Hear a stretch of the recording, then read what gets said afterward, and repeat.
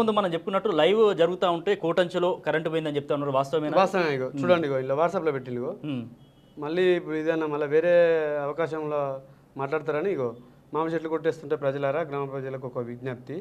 ఇగో గ్రామ ప్రజలకు ఒక విజ్ఞప్తి. తోటలో చెట్లు కొట్టడం వలన 1 గంట సేపు కరెంటు అంతరాయం కలుగును. ఇది ఓన్లీ కోటంచలో మాత్రమే. కోటంచలో మాత్రమే.